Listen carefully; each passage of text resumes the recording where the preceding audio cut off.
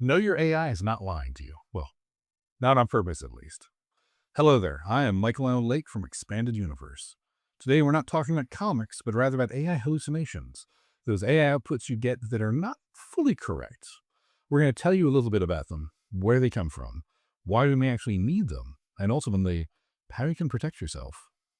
If you use generative AI, large language models or LLMs, on any sort of regular basis, then whether you realize it or not, you have received AI hallucinations. Times the output you get is not correct. An AI hallucination is when your AI model confidently produces a response to your prompt that is either wrong or misleading. Think of it like this. Your model doesn't know the answer, but it is making a very confident, educated guess. To borrow a quote from the philosopher Bertrand Russell, a hallucination is a fact, not an error. What is erroneous is the judgment based upon it. Now, Russell wrote that in 1914, so he wasn't talking about AI hallucinations specifically, but I do think that applies to the situation we face with generative AI today. AI hallucinations will continue to appear in our lives. What matters is how we treat those hallucinations, whether we can recognize them, and whether we are aware enough not to base our future actions on those mistaken outputs. AI hallucinations can manifest in different forms depending on the model architecture chosen and the use case you give it. However, they're not always isolated events. It's also possible for AI to experience multiple hallucinations. This compounding effect should be one of the most dangerous patterns. Each individual hallucination may sound plausible, made up details or flawed inferences that build upon each other, each one lending the final fabricated conclusion an air of legitimacy. Now, I want you to remember that description of compound hallucinations because it will be important at the end of the video. You may be thinking, okay, but how does that impact me? Well, as we said, when your model hallucinates, it's making an educated guess. The impact of that can vary widely. You ask it to generate an image of yourself in a period costume and it comes back with 6 fingers on your left hand. You inquire when an annual music festival is happening this year, but the date has not been announced officially yet. So instead of the model saying something like, sometime in the autumn, it will very confidently state September 30th. Why? Because it's trying to please you and give you what it thinks you want. It's a benign hallucination that comes from a good place. But don't fool yourself. Not all hallucinations are quite so benign. In January 2025, Apple had to suspend its Apple Intelligence service. Originally designed to provide summaries of news articles, it was soon discovered by the product folks that many of the AI-written summaries included incorrect sports reporting and even false claims of a high-profile suicide. And then in August 2024, our Norwegian man used ChatGPT to look up information on himself, which is basically the modern equivalent of Googling yourself. Only the model decided to hallucinate in one of the worst ways imaginable. The response provided false information that the man had been accused and later convicted of killing his 2 young sons, a situation that did not happen. European digital rights group Noib helped the man file a complaint on his behalf, alleging that the hallucination was both defamatory and breaks European rules around data protection and accuracy of personal data. So you can see hallucinations can run the gamut from amusingly annoying to directly and tragically harmful. Now you might be thinking those examples above are interesting, but how often do they actually happen? Well, short answer is it depends on what AI tool you use. Recent research shows that the language models behind ChatGPT, the market leader in generative AI at the time of recording, can have hallucination rates as high as 33 to 48%. That means 1 out of every 3 questions you ask ChatGPT runs the risk of including hallucinations. Now, those numbers get even higher for domain-specific models, LLMs designed to help with legal issues or provide medical information. One study evaluating the efficacy of legal queries using state-of-the-art LLM found hallucination rates as high as 69 to 88%. So why aren't more guardrails being established to mitigate hallucinations? That's an excellent question. And we may do a deeper dive on that in another video, but the simple answer is to quote from the world of software. Hallucinations are a feature, not a bug. AI safety should be paramount in what we do and what we pursue, but overly strict guardrails will not only mitigate potential hallucinations, but may also prevent generative AI from fulfilling its promise. Generative AI is not a search engine nor a database. It's designed to link concepts together in a way that we might not do otherwise. Mathematical models that allow it to hallucinate are the same ones that allow it to focus on idea generation and curating ideas that we might not have developed on our own. Basically, the mechanism that produces hallucinations is the same mechanism that allows for medical science to develop new drugs and new ways to detect cancer.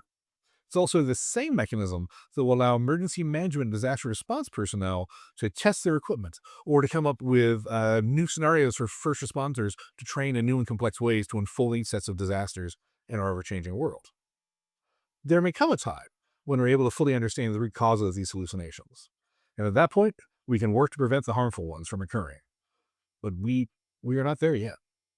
At the time of recording, even the current market leader in generative AI carries a disclaimer that reads, quote, ChatGPT can make mistakes. Check important info. The best mitigation effort may come from ourselves. And in that vein, for now, the mitigation of hallucinations does come down to the human element. It comes down to you and to me.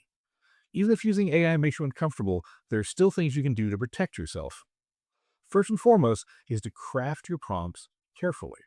Generative AI is not a database. How you phrase queries will impact how you get your information back. Don't be afraid to ask the same questions multiple ways and see how your responses compare. Or, if you're not in a hurry, ask the same question over multiple sessions to see if the responses are in alignment. And if you're using a tool that includes reference links, then take the time periodically to chase down those links and make sure that they are accurate. And ultimately, don't forget about your common sense. If something feels off to you, there's nothing wrong in double checking it. Generative AI tools hold great promise, and one day they may be a dedicated source of consistently accurate information. But that day is not today. Now, do you remember how we talked about compound hallucinations earlier in this video? Let me give you a real-world example involving me. In my spare time, I research, publish, and speak about the diplomatic history between the US and Mongolia.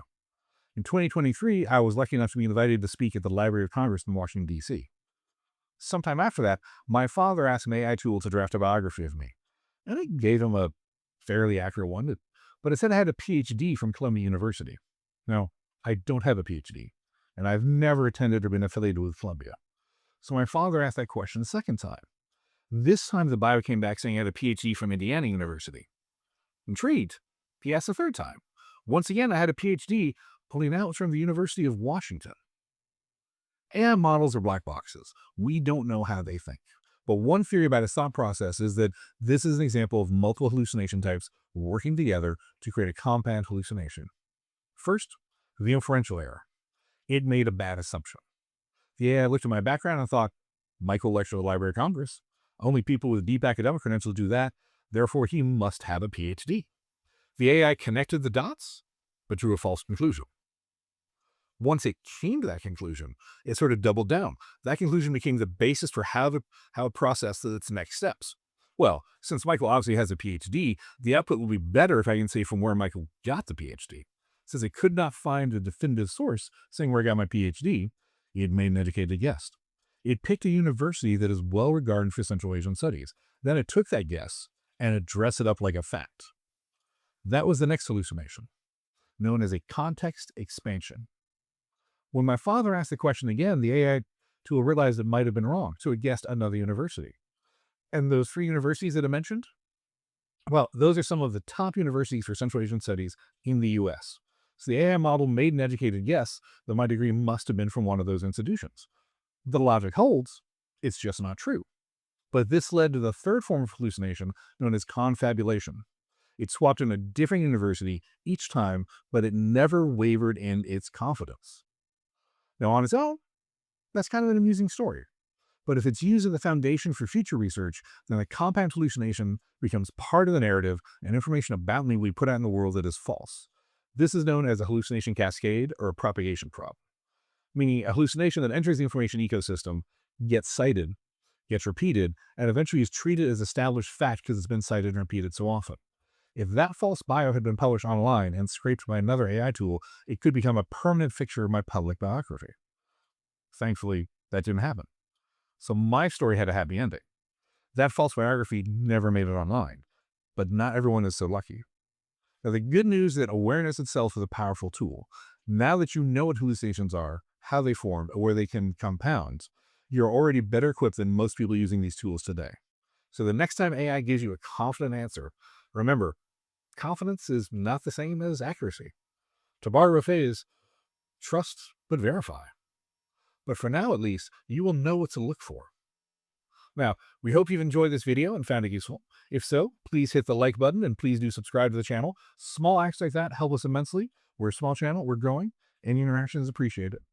I'm Michael Allen Lake, and this has been an explainer video from the Expanded Universe.